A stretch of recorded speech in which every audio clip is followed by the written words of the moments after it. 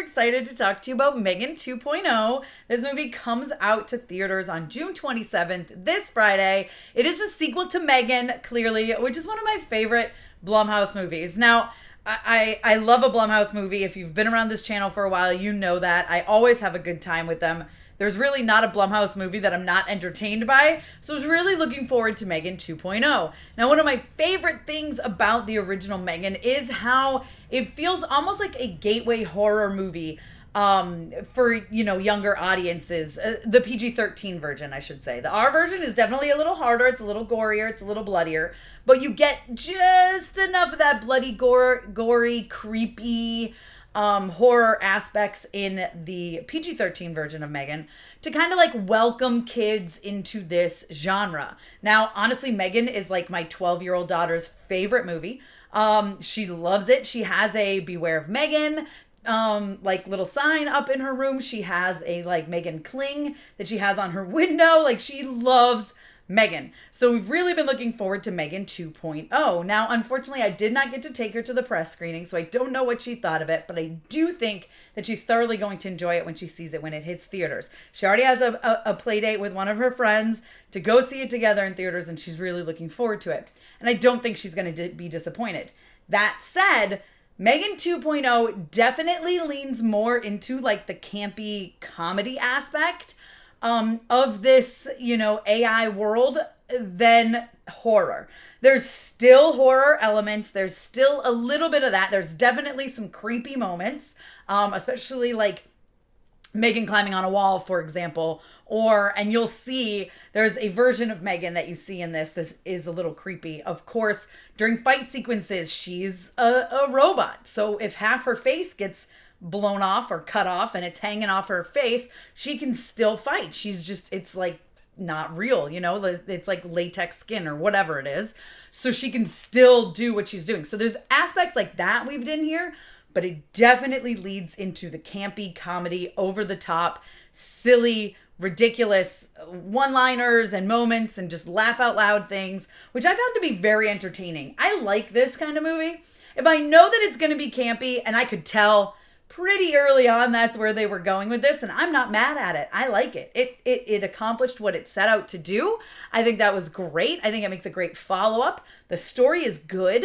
I mean, essentially the story here, and if you've seen the trailer, you know, is that if you remember in the first one, somebody stole the like plans for M3GAN, right? So this is essentially, you have those plans for M3GAN, and it has been used to create an AI that the government is using. That is her name's AMELIA, but she's basically another version of M3GAN. And so it ends up being like, we don't know how to stop AMELIA. She's going rogue. What do we do? Oh, it makes sense for us to go to M3GAN and to see if M3GAN can stop. So it's like robot v robot, right? Now, I'm not going to explain too much about how M3GAN is brought back or what M3GAN has been doing in this time, because that stuff is very interesting, and I really enjoyed that part of the story. I found it to be not just funny, but fully entertaining and interesting. But basically, you have a lot of robot v robot stuff, and there's some fight sequences. I wish there was more. I wish there was more of M3GAN and AMELIA going head to head, but what we do get is great. It was very well done. I like the fight sequences. I like the action. I like the choreography. That was very entertaining. Something that the first one did really well was the choreography of M3GAN, and you have that again. There's funny moments that surround singing again. That was one of my favorite parts of the first one, and we get that again, and it's done so well. I was laughing so hard I had tears in my eyes. It was so good. But it's so great to have M3GAN back, and I like how M3GAN has evolved. They have jumped forward in time. This is 2 years later, and so M3GAN is not exactly the same M3GAN that we've known. She's a little bit different. She's kind of had time to think and contemplate about herself, right? And the actions that she did, and has she matured? I don't know, but she's definitely evolved.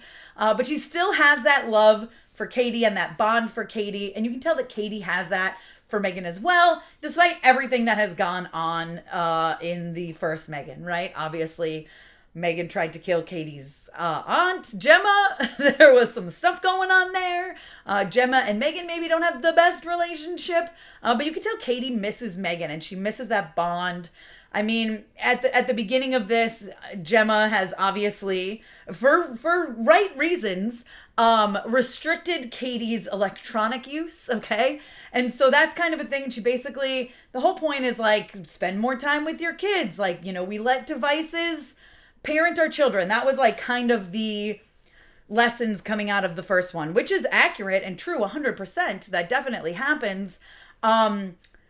But in an effort to not do that so much, Gemma just kind of has Cady around her, but she's not really interacting with her all the time. She's busy working and doing other things, and Cady's kind of just like this, chilling there by herself, doing whatever, which is kind of sad to see.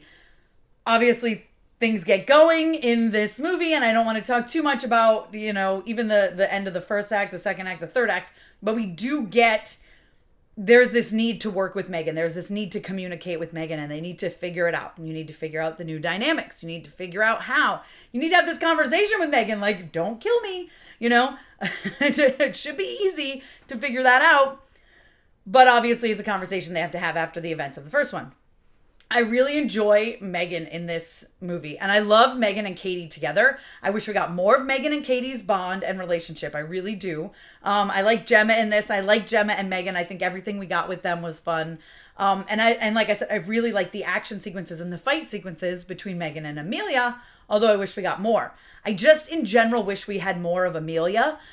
It starts off with AMELIA. There's a great sequence in the beginning. It's kind of your introduction into her, which I think is very smart. We need to get to know this new character. But then we only see her every once in a while, and she doesn't really have that much going on. Besides, like, she doesn't talk a lot. She doesn't have a lot of conversations. We don't really get to know her that well. And I kind of wish we did in the effort, in the same vein of like how we got to know M3GAN in the first one. I think it would have added more. But you still feel those stakes, and of course you're spending time with M3GAN, which is fair. It makes sense. I just wish I knew a little bit more about AMELIA and what AMELIA was truly thinking and feeling. But because of things that happen in the third act, I understand why that decision was made. This is so hard to talk about without spoilers. I understand why that decision was made. I just wish I had more, if that makes sense. I really, really do. But there's a lot of fun stuff in this movie. Like I said, it's very leans into the comedy and the camp. Jermaine Clement, that man will crack me up almost every time I see him. I think he's he's such a great comedian. He's a genius. And he has a role in this that is so good. Everything about him, I absolutely was cracking up. I loved it. I think we got just the right amount of his character. I think everything that happened with his character was perfect. I don't think we needed any more of it. I wouldn't have been mad at it because I just love and adore him as an actor. I think he's such a genius, a comedic genius. But I love his placement in this, and it really helps lean into that campiness of what Blumhouse was really trying to deliver here clearly. And I really, really enjoyed his character and his performance. I think it was smart. And I think it was really important and integral to the story. And I like that. I like that, again, we're talking about AI, especially now in this day and age. Like, AI can be scary. AI can go rogue. You don't know what's going to happen. You can't always trust it. And so I really like that, that we are revisiting that, but in a new and unique way. I loved, like I said, I loved M3GAN in this. I fell in love with M3GAN. I like this newer version of M3GAN, this updated version of M3GAN. Not as scary. It's definitely more of an action comedy, satire-y, campy movie. That's more what we are here. I wouldn't even call it a horror. I would say maybe thriller, if anything. Just because some of the scenes, but there is, like, you know, M3GAN does like creepy, you know, those creepy like movements. I can't do it. We have that, but there's nothing really horror about this. I would say it is not a horror movie. Definitely not as much horror as the first one. But I still enjoyed it, and I still had fun, and I was still entertained.